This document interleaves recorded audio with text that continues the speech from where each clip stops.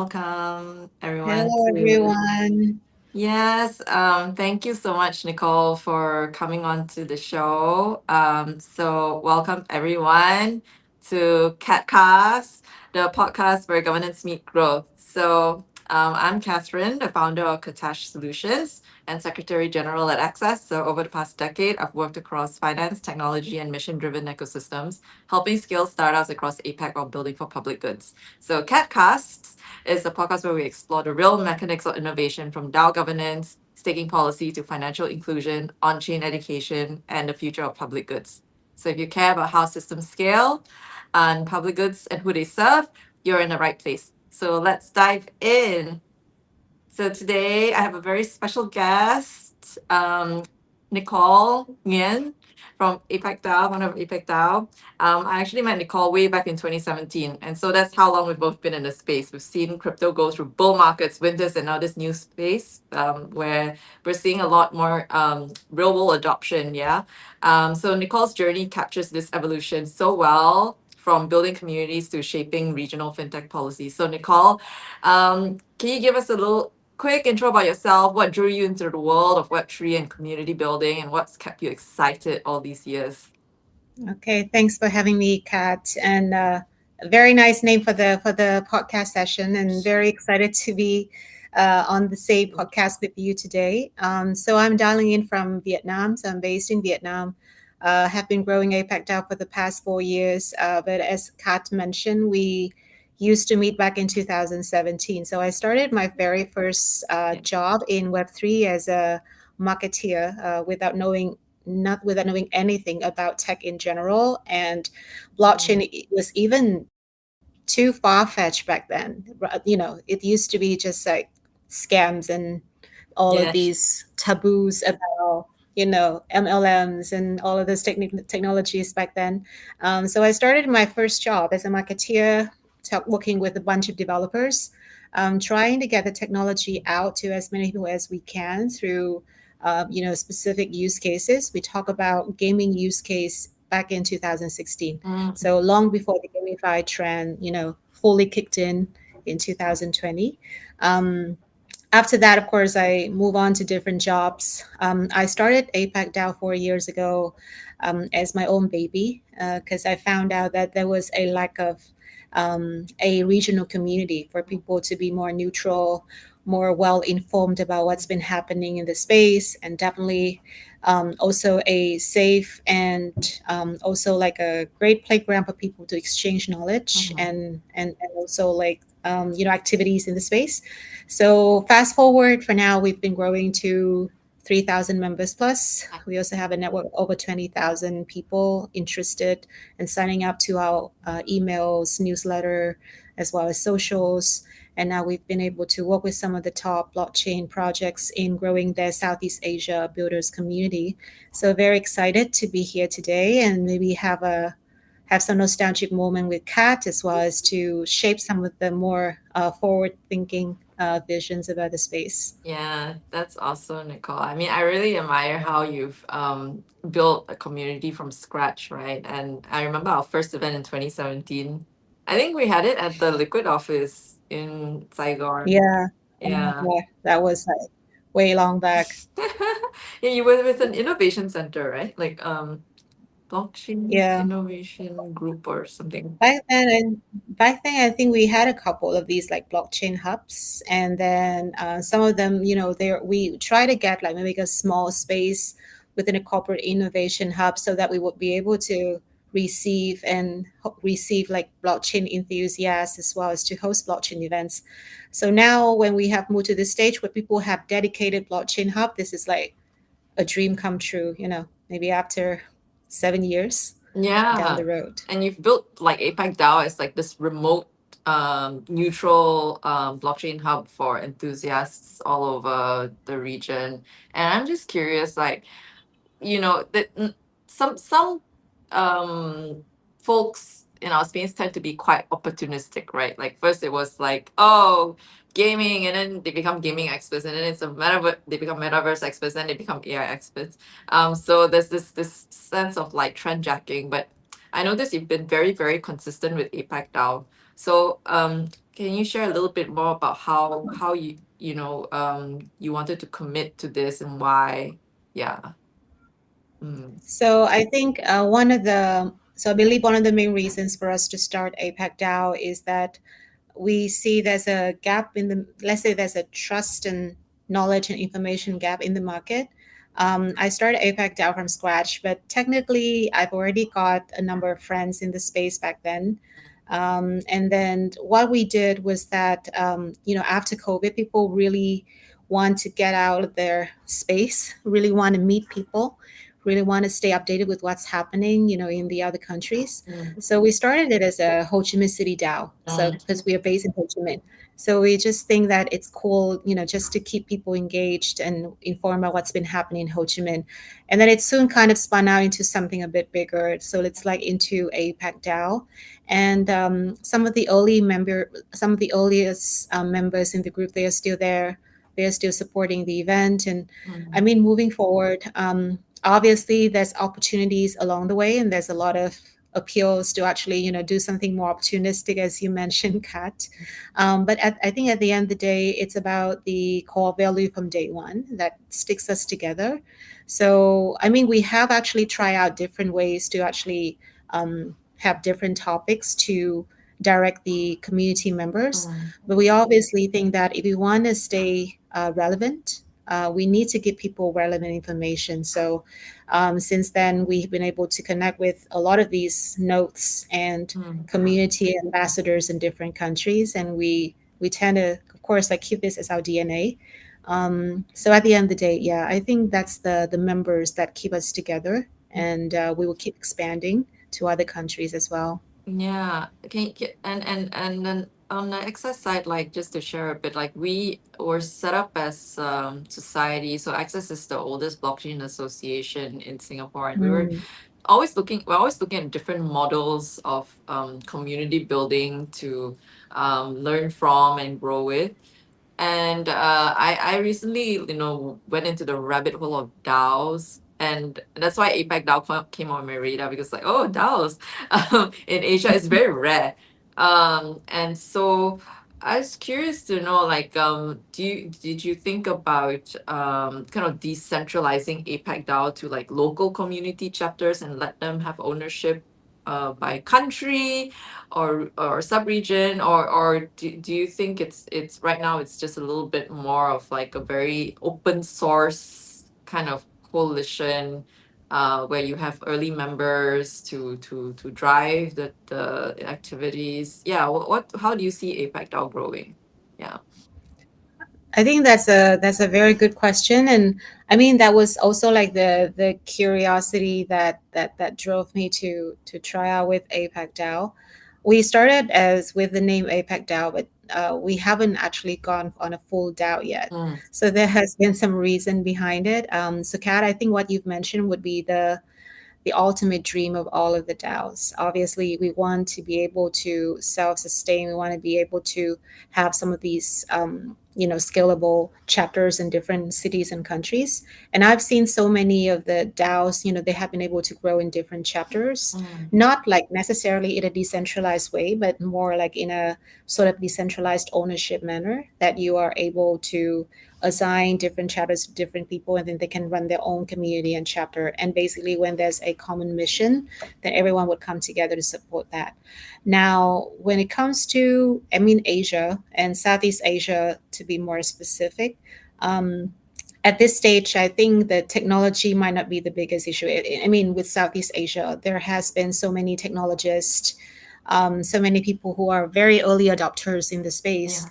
What I see might be the gap is more about the culture and the, let's say, the mindset of people when it comes to engagement and when it comes to community building. Mm. We did try out with some of the models before where we kind of assign a local chapter to run their own thing, but then Yeah. it just so happens that if you are not very selective with the chapter director, most uh of the case they went sideways. And as you mentioned, Kat, if we're talking about opportunities in crypto, I believe that that happens like 10 more times Mm, versus the Web 2 space. It so happens that I might focus on RWA today, but then tomorrow there might be DeFi, and the other day it might be about that, as mentioned. So, what we want to do, like, we want the person to be able to dedicate it to their time to community, and I mean their personal goals would be something that follow. And mm, these days people would always tend to overlook community building as a um, I don't know how to say it. It's like a daily skill. It's like it's not like a mm, specific skill. Everybody can run a community, right? And everyone can actually run their own team, and everyone can actually like just set up their own tokens and sell their mm, collections tomorrow. But then I think we see very few people who actually like put community first, and their mm, goals or their business goals after, which I think is it's the most important thing. And regardless of how much technology, how much governance, rules and everything in place, if the person who pushed the button, the first one who pushed the button, doesn't do it right, then mm. obviously the whole chain is just going to go down the drain. So um, I think that maybe I'm a more conservative person even after 7 years in the space, but um, I think until we have the right person, then yes, we were going to do it. Yeah, makes sense. Like over at Access, just to share, we did try to decentralize, like create a more holocratic structure to get our members more involved and Mm, contribute.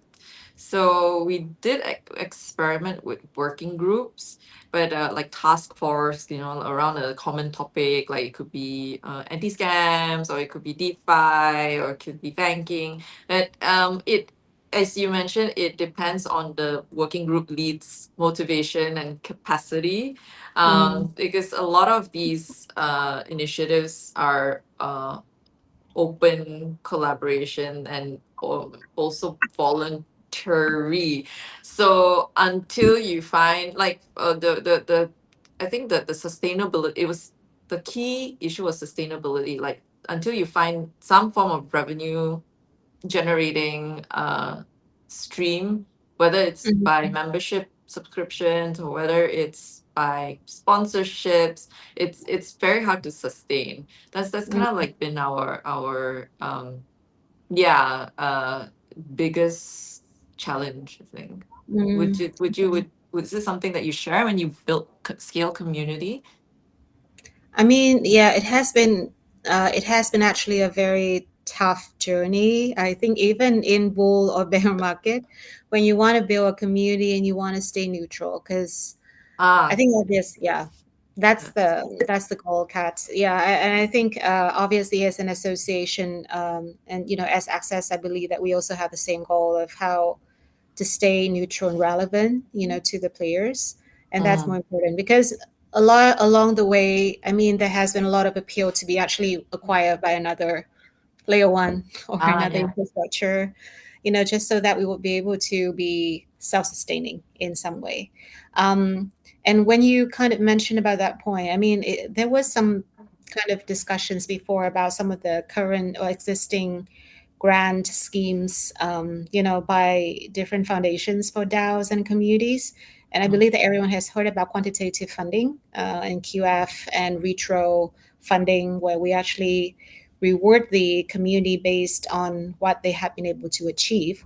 yes. Now, let's say when we kind of put that framework back into an existing community like APAC DAO, so we actually had to bootstrap a lot from the beginning Mm, to make sure that, that when we move to the second stage of this growth, we actually have a community when we are able to actually walk the talk. When we propose something, we can actually do it.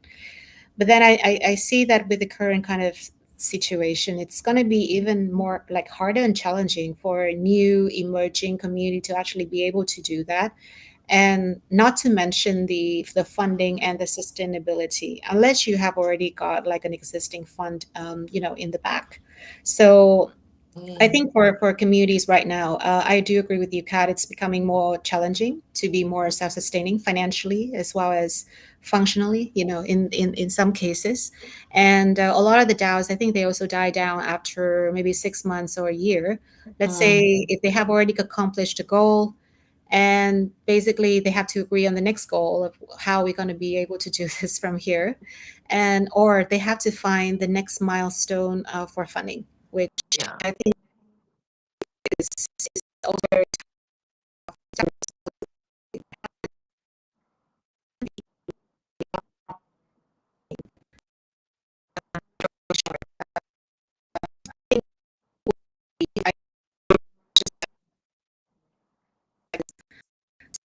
you have to be able to think about the long term and be ready to actually, of course, sacrifice and bootstrap from the beginning as well. Yeah, I hear you totally on bootstrapping. And putting skin in the game, skin in the game.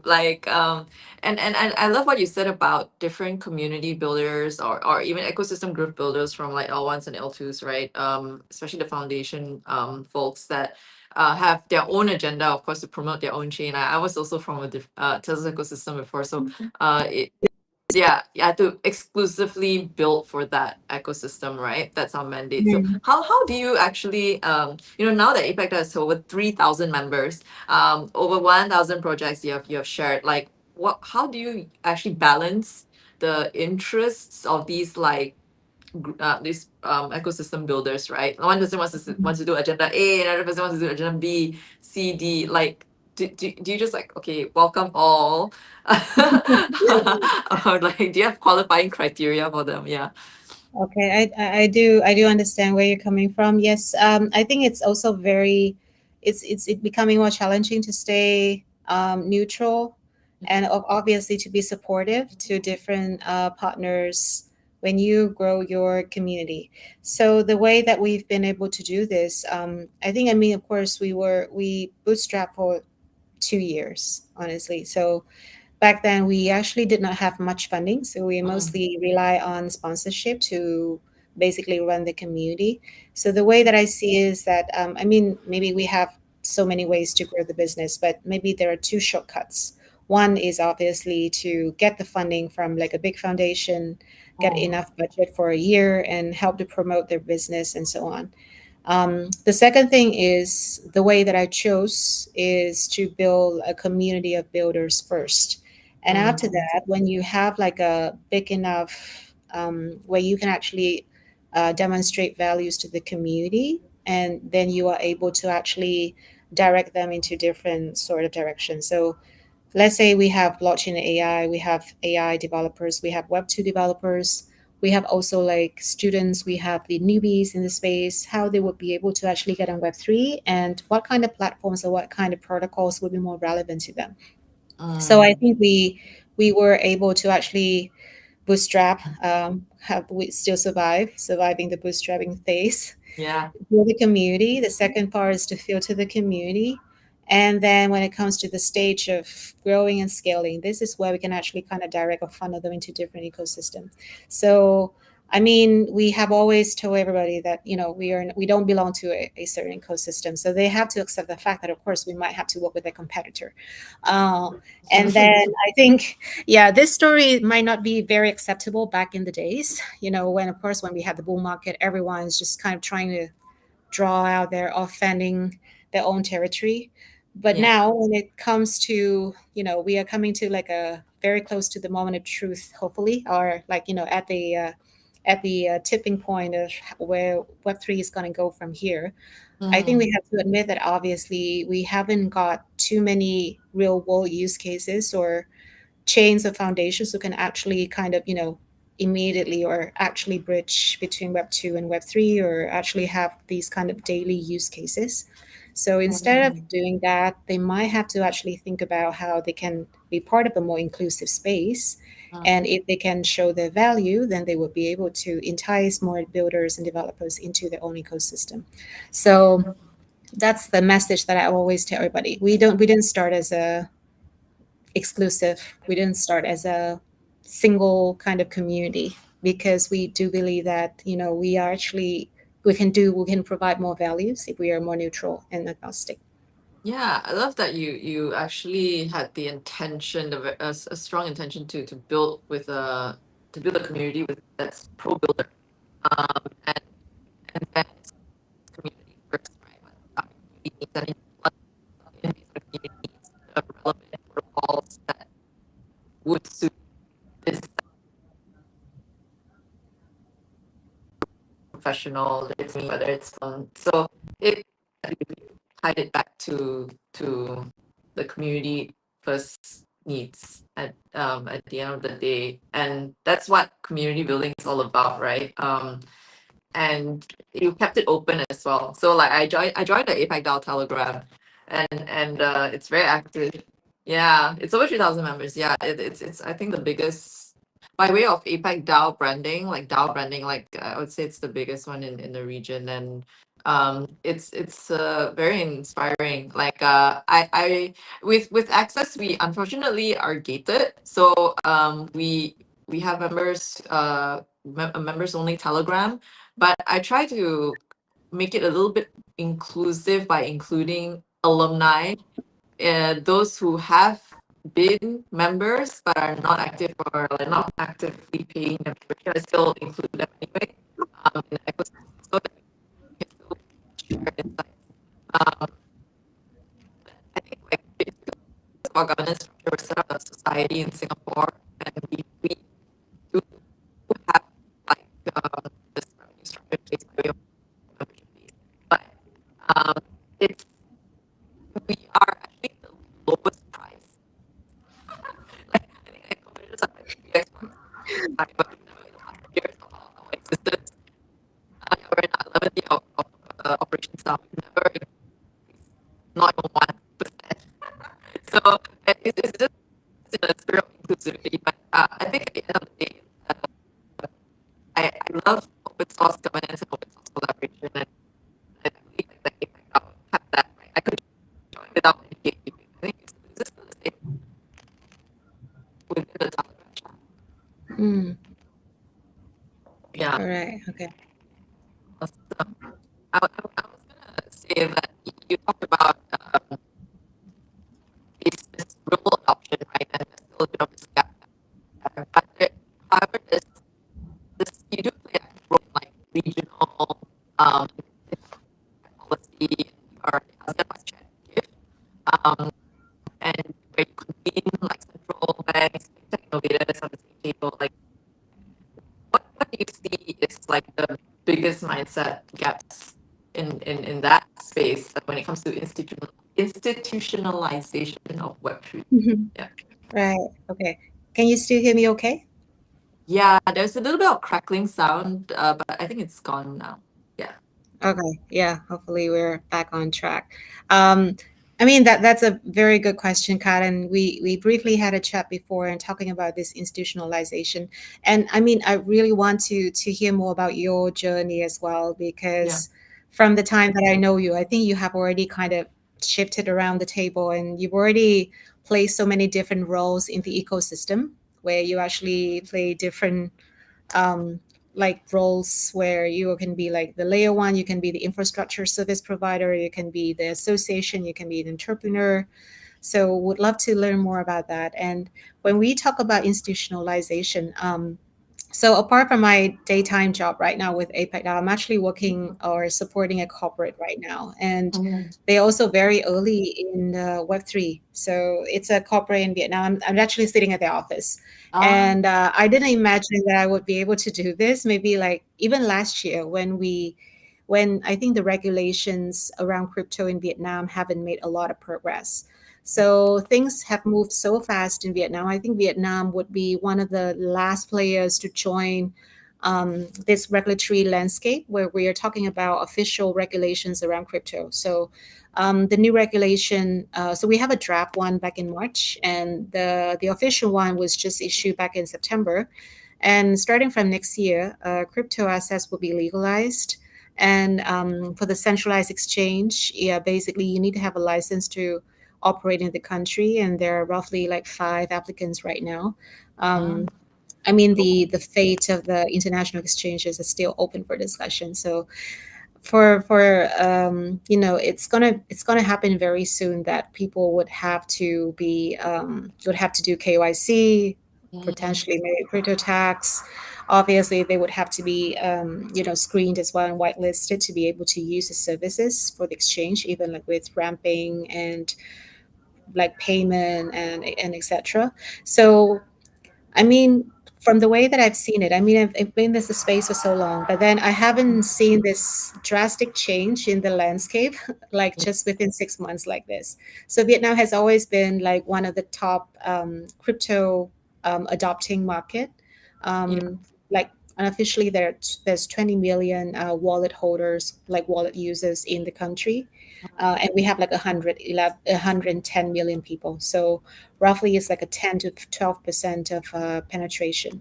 So now within the 6 months, what we have seen in the space is that a lot of the use cases, definitely they are now revolving around real world assets.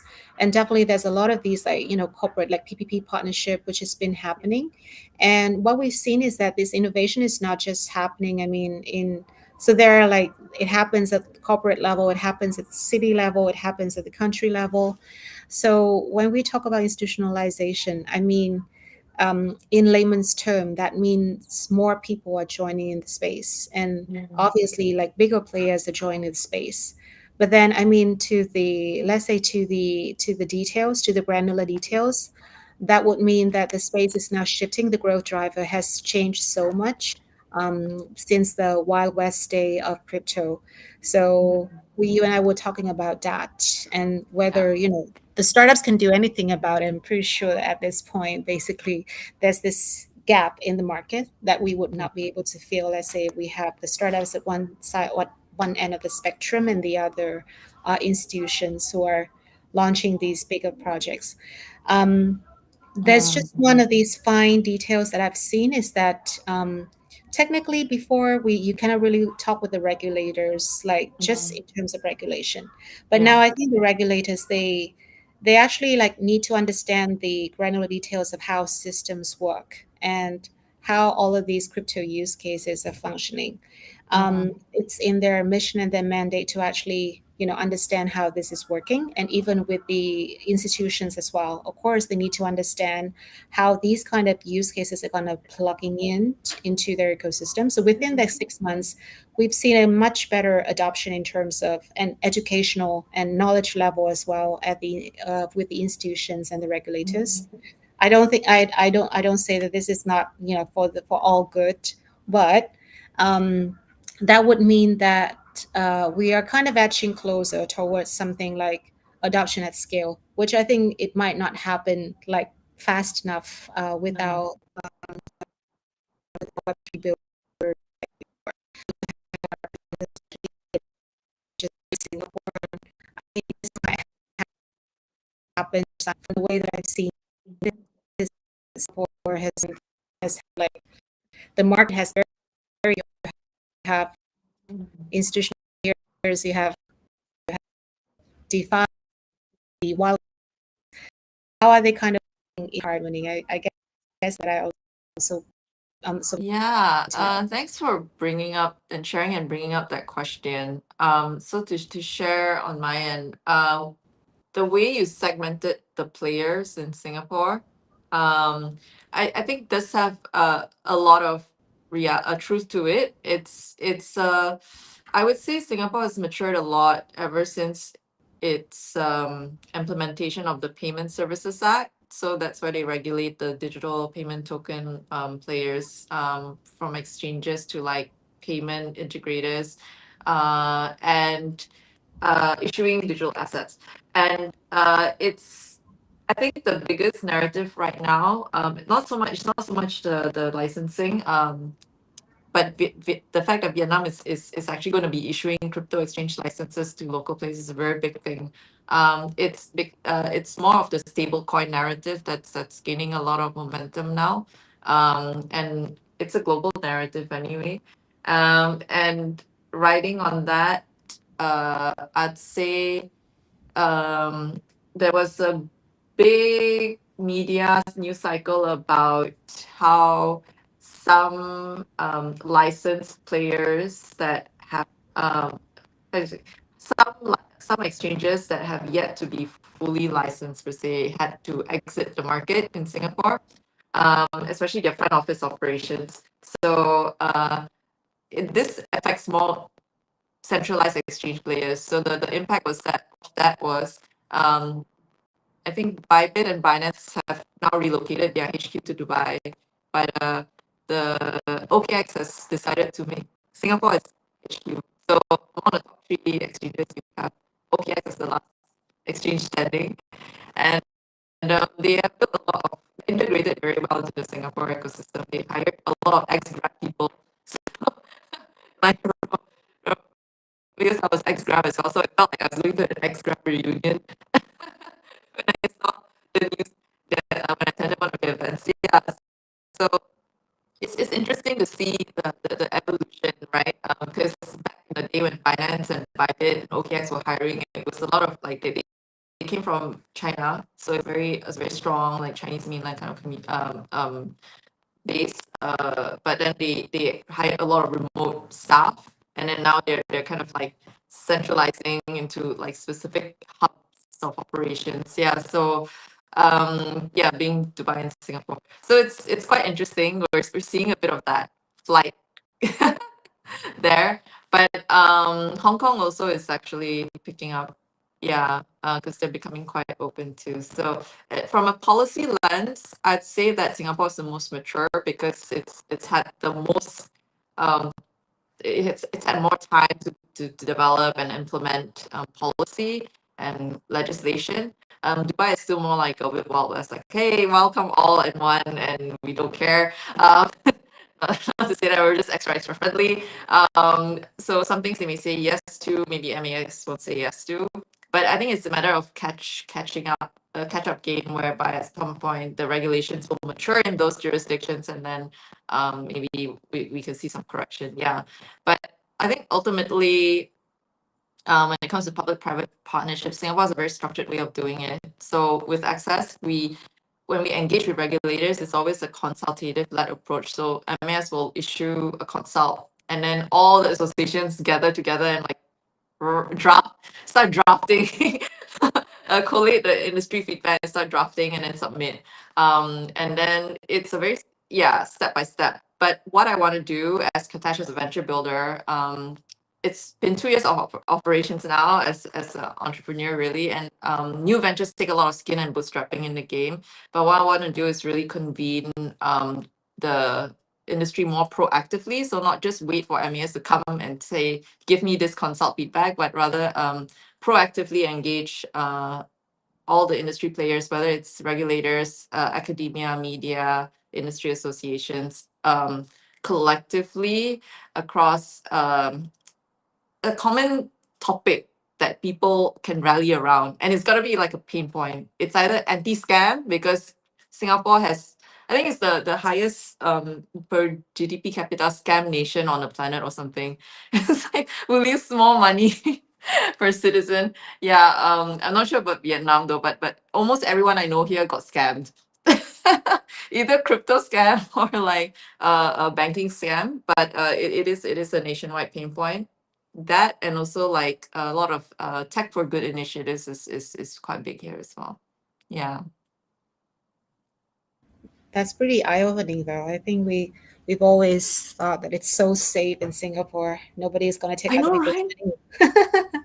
Yeah, it's crazy. Even I got scammed twice, but like Really? it's true. Yeah, very very sophisticated crypto social engineering. Wow.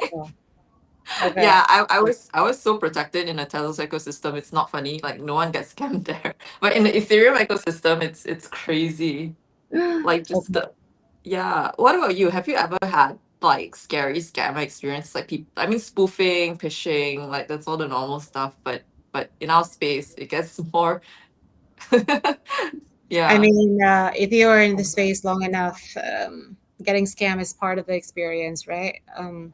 And I mean, it's not like an outright sort of scam, but yeah, of course, I have some crypto friends who would try to raise a project, and basically they just gone missing with the Oh money. yeah. Rug Yeah, pull. Yeah. raffle. Rug Yeah, pull. try Yeah. not to we'll try not to say that to our friends, but yeah, that has been some of these convoluted kind of cases where they actually like manipulate people's trust and actually do it. So I mean, like some of my friends would just joke around. They would be like, I mean, doing serious business in this space is not going to get you too far. I mean, maybe like the scammers.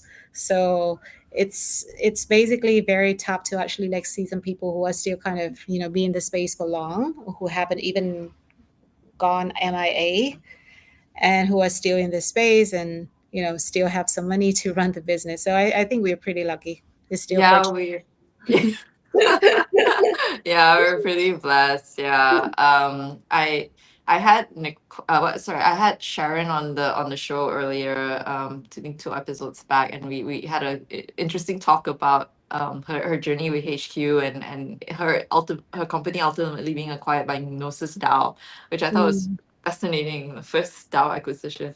But and also a nod towards women leadership, and I also wanted to talk about this, right, because it's a cause near and dear to my heart, about women leadership and inclusivity. So I know you've been an advocate for bringing more women and underrepresented founders into the space. So how are you seeing the progress evolving, and how's it looking like for the future? Yeah. So I think for female builders, from my observation, I don't think it has got too much better, but there Mm, has been some progress. But now that we don't really, I think it started with, it started with the female builders. Actually, I've seen more female builders like being bold enough to represent the startups, and who are like kind of going out there, being out there in the open, and obviously who's and they also do like a good job, just like I think it's definitely there. I mean, there are female builders out there. I think the very that they have to do is obviously just to step out of the shadow of their, and just to take the opportunity to be more out there and inspire other women as well. So I think it's slowly progressing, um, and definitely there are activities to support them. So I've seen a lot of very good, let's say, programs on female building. I think the DevPacks program, where they have like some of these specific women only builders mhm, residency to support, and also to they've got some of these funding from the foundation, some of the, I think, from base as well, to actually like run some of these programs. So I think when we moved into a stage, when we have this whole current Web3, and then we have some of these like women only initiatives, when we kind of can come closer and actually make it a more gender neutral space, I think that's where we can actually say that, of course, we are definitely supporting more women. With APAC DAO, I mean, with we are tech agnostic. I believe we should say we are gender agnostic as well. We don't discriminate against men. But when it comes to women, obviously that we have a sweet spot. I mean, I do have a sweet spot, and I do want to support more women to be in there. And most of the time, it's just about giving the person, or giving the female founders the right pep talk, mm, inspire them to take the very first step, and then they would yeah. be able to actually like fully explore their capacity, their capabilities. And I think that's the more important part. And I think what you are doing here is also very inspiring as well, Kat. When Oh, we thanks. also Mhm. want to inspire, and we bring in more female founders and entrepreneurs into the spotlight, and then we can show everyone that obviously we can also do a much better job. Yeah, thanks, Nicole. Yeah, you really, really appreciate your kind words. Yeah, it's been a journey, really. I feel like leadership skills are something I had to learn. So some people are just kind of born with it, like Maybelline, maybe she's just born with it. But like for me, it was a very, very like an uphill learning curve, a steep learning curve for me. Yeah, and I think like in my final year in the Tesla ecosystem, when I took on an MD role, I really wasn't prepared at all. I was just like Mm. winging it half the time. But I hear you about actually really stepping up, like letting for male leaders to step back so that women leaders can step up. I think it needs to be a collaborative thing. Like I think l- when it comes to whether it's male or female leadership, I call it androgynous leadership. Um, if we can embody like hybrid qualities of men and women, you know, because some like in leadership, you say, oh, you have to be like that strong man type of persona, like a Lee Kuan Yew persona, like a Mahathir Mm. persona to really assert your authority. But I'm not like that at all. So yeah, like my leadership style tends to be like more collaborative, open, yeah, like encouraging sharing. So it's not about hogging spotlight, but I know some people like to each his or her own. Yeah, but I think like if we can embody like nurturing qualities and at the same time like some assertive qualities, I think the world will be better for it as versus like extremely skewed to like toxic male, extremely skewed towards like toxic femininity. I don't know. What do you think? Yeah. What's your leadership style? Curious to know. Yeah. I think my well, I mean, for my leadership style, yeah, I mean, like as I mentioned, I'm trying to combine the best of both worlds of what you mentioned, Catherine. I actually used to have a male co-founder. Ah. That was like a story back then. I think so. A lot of the people, when they knew about the early days of APAC DAO, they might know about my male co-founder. Um, he's not like too much involved in day-to-day work these days, but he's still very supportive and Mm, also like he has also like introduced and referred us to a lot of the partners and in this sort of kind of collaboration I'm kind of the stronger, the more dominant type of leadership. So that's like kind of a difference. So my other male co-founder, actually he's more sociable, he's like more chatty, and he also mm, like kind of brings in the friends in the community. So we complemented each other a lot in that sense. And now that I came, kind of reflected on that. It's not just as you mentioned, it's not a man or woman sort of feature or traits. It's more about how you can complement each other in the founding team. And I mm, guess the leadership style, it does work when you actually and you are able to actually find someone who can complement what you're lack of, and then you can also like kind of be out there and support them and have the back when they need, and that would build like a stronger teamwork. So at the end of the day, I think the leadership quality is about, it's also not just about the person, but then if you find the right fit with at the right time with the right person, and when you have a good founding team, um, you will be able to actually hone your leadership skills in that sense as well. So yeah. from what we've done, very interestingly, as I mentioned, so I got recently engaged with a corporate, Mm, and getting back to the corporate world, it obviously is not like a challenging issue. It's not like also like not an easy task. yeah. And when we talk about the Web3 world, it's a fraction of what's been happening in the whole like kind of corporate and business side. Mm, And to be honest, I mean, some of the cases I also kind of felt very much alone when I'm in this mm, corporate world. mm, It's basically you also need to stand up for yourself, and you also need to speak with your values and your deliverables, not like because I am a woman and then I deserve to be in the room. And in the corporate world, sometimes what people say is not necessarily what people think and what people do, right? So yeah. everyone who has got experience with corporate might know that. Um, but That's then true. well, to me, it's another challenging environment, and at the same time, it helps recover or reflect on some of the skills that I might have forgotten in the past. So when you have the leadership within Web3 and within a lean team, it's very different than working and coordinating with different functions and different stakeholders or corporate. So to me, I think the leadership, as you mentioned, definitely it has to be put in a certain kind of scenario, but then stakeholder management is very important in that case. And even if you're like a startup, at the end, we always think about what are some of the partners at the table. I guess the stakeholder means like that you need to hone these kind of management skill. So yeah, ranting a little bit about journey and what's waiting for us, but I believe that we're going to be doing just fine.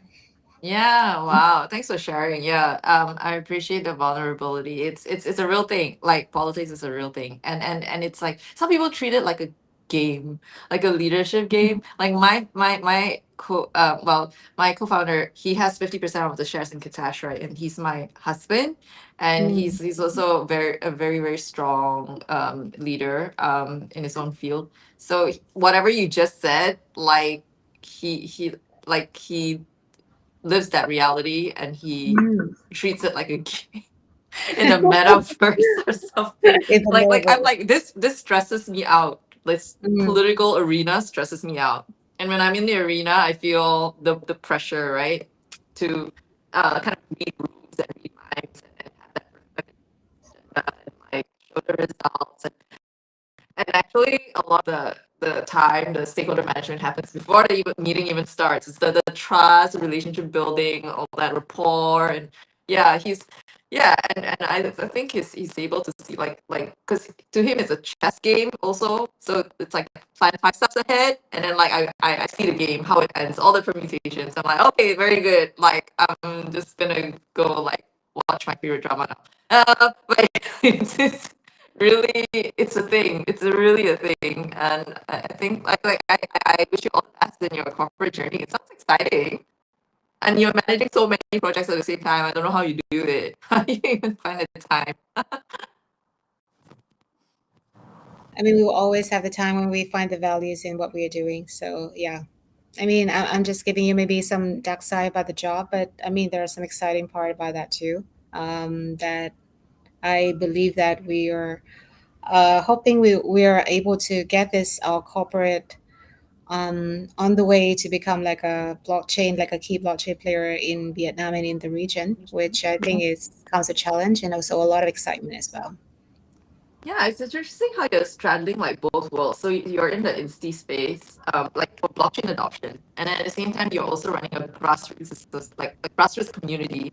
And how do you actually like? Do you see like um how do you say this? Like potential for like collaborations between your current role and then the projects you're running, like APAC DAO, or is it's like completely separate for you right now? We do have a lot of synergies in the sense that number one, yeah, I'm working with in their innovation hub and the corporate innovation hub. So well, they are also planning for like a CVC model where they're going to work with startups. So before, what we can do or what we can support with the startups is mostly to connect the startups with Mm. funding entities. And now that I mean we have the space here to support them, we have the funding initiatives, and we have the fund potentially from the corporate. So the scope of support for startup is definitely more it's much bigger right now, and I think this is one of the motivations for me to join them. The second Mm. part is that even though this is the I think arguably the third largest conglomerate here in Vietnam. I mean, they're still very new into Web3. And Mm. even with the centralized exchange license and business, there needs to be a number of partnerships just to make it happen. So when they work with APAC DAO, we are now ready to introduce them to potential partners and also even like future partners who would be able to help them to roll out other products. So especially with banks and financial institutions here in the region, and especially with some of the emerging players like Vietnam, cross-border business has, one of the reasons why the government has been so concerned about opening up the crypto space or legalizing crypto is actually, of course, about all of this security as well as cross-border business and payments. And now, I mean, this is definitely going to be one of the first areas prone for innovation and for disruption as well if we're going to be fully legalizing crypto. Um, and the business and the real values that the corporates and the government are looking at, by adopting crypto, they have become much more tangible and much more real right now from that sense. So yes, I mean they're actually two different worlds. Startup Web3 and corporate Web2, we rarely see any sort of synergies before, but now when I come in there, I can see how I can better support the community. And obviously, on the other hand, to help this corporate to be more engaged and embedded into the Web3 space. So we hope to be Mm. able to demonstrate more values as well to both sides and obviously to everyone as well. Yeah, that sounds like the best of both worlds. Yeah, congratulations. Sorry, what's the name of this conglomerate? I don't know this. It's called Sovico Group in Vietnam. Yeah. So Sophie. have you ever taken a flight with Vietjet Air? Vietjet, yes. Yes. So that's one Ah, of their ecosystem companies. okay. I only know like Vin Group, and then there's a few Group others. is arguably the first one. Yeah. Oh, The okay. second or the third. This one would be the third. So they have a couple of banks and energy companies, hospitality, and digital transformation entity as well. Yeah. Oh my gosh, so exciting. I'll go stalk the website later. Please do. And we have this giant space in Ho Chi Minh. If anyone decides to come over for a visit or to work here in a co-working space, is more than welcome. Now that Oh you know wow. me. Wait, where is it exactly? I know there's the big Saigon Mall. Okay, I can't remember the name. But is it in District 1? District Yes. 1 is the center. This one is not close to the district. It's more in the high tech park area. So it's off the center, but Ah, it's around 15 minutes by metro from the center. So we have a metro line right now in Ho Chi Minh. So I love it. wow. There's Yeah, a I metro love it. line. There's a metro line. Yes. Hopefully there will be more lines coming up too. Awesome. Oh my gosh. I haven't been back to Ho Chi Minh for a very long time. Yeah, I Yeah, and was in most of the cases, people would stick to the center, to the center, and maybe like they venture like maybe a little bit outside the city. But now uh that if you have more time here in the city, and if you decide to try out the new metro, then our place is more than welcome. oh fantastic. Okay, I'll definitely note that. I hope the next DevCon will be in Vietnam. This is Yeah. competition for that. Last year was in Bangkok, and I saw that you did do a hub for women in Web3. Yeah. How did it go? I went to Argentina as well.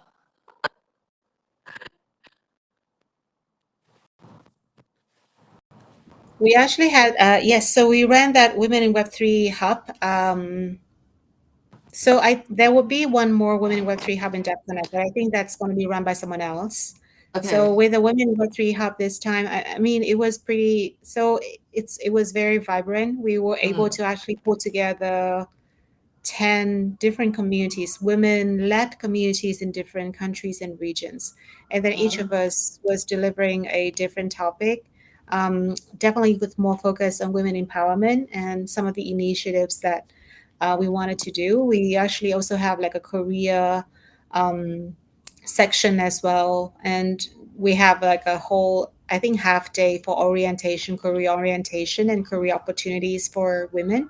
Oh. And surprisingly, I mean, we have a lot of newbies, and Mm. also like women who are new to the space, and they come in there and they see our hub as the first entry point, like the Mm. gatekeepers to the Web3 opportunities. So we were very happy with that. We still have a community. I think we might have to keep it alive a little bit more. It's getting more active when it gets closer to Dev Connect. Um, just that I think now that we've known so many different women-led communities, Yeah. the way how we can just sync up and maybe bring more business to these communities, either in terms of career or, as you mentioned, Kat, maybe in funding and business opportunities. Mm. That would be definitely ideal, and maybe Mm. try to bring them more like closer together. I think that's the goal. Yeah, actually wanted to attend that one, your hub, but I was stuck at the governance hub or like governance No worries. community. No worries. I But mean, DEFCON is crazy. yeah, it was fun. It was really fun. That was my first DEF CON. Oh, there was. Okay. Yeah, Are you going yeah. to DEF Connect as well, or no? Wait, that's the one in Argentina, in South Yeah, Argentina America. next month. Yeah, next month. No, are you? No, I don't think so. I mean, I really want to, but I mean, my time doesn't allow it. We have SFF, right? So maybe I'll Oh see you at yeah. SFF. Mm, Yes, I'll be there at SFF. Okay, if you're coming down, I should come drop by and say hi to you. Yeah. of course, please do. Yeah, this time I'm gonna be more chilled. at SFF and catching up with friends. So token was crazy. So this time let's just take a breather and just catch up. Yeah, token was insane. Like I didn't even go to the main conference, just the side ones. What about you? I did spend some time at the main conference because the idea was actually just to see what are some of the new players and some of the emerging players this year. Right, there has been some like pretty much. I think it's got a bit more busier, but also more commercial. Um, Mm, and there has been, of course, like some of these new players coming to the space. So a lot of people, a lot of new people too, mm, which I think is a great successful token this year. So they've been able to stream in some new blood, some fresh yeah. blood. Yeah, I was also surprised. I was at a AI camp yesterday, and I met someone senior from Singtel, and he was like, "Yeah, I went to Token. It took out all 5 laws of MBS." I was like, "Wow, that's actually pretty insane." Yeah.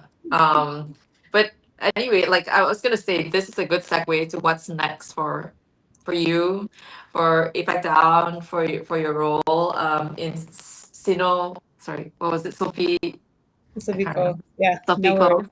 Yeah, like what's next? Are you gonna focus on yeah, what sort of 2026 initiatives will you be focusing on? Yeah. So after, let's say, 4 years building the regional community, um, I believe that I finally able to convince some of the foundations to put more efforts in Southeast Asia. Um, Mm, I kept telling them about how people are sort of neglecting when it comes to Southeast Asia. So people tend to do like a meetup here and there, like a pop up thing, and then they just vanish, and they would be like, okay, so we have a meetup, and we have some people who are interested. Now that we're gonna funnel them into a grant program, and then yeah, Southeast Asia checked. Um, mm, so after 3 years, I've been able to finally convince someone to actually do a bit more long term with it. So now mm, we've already got like a pipeline of different projects from Zero G, Magic Newton. Hopefully, coming out there will be Open Ledger.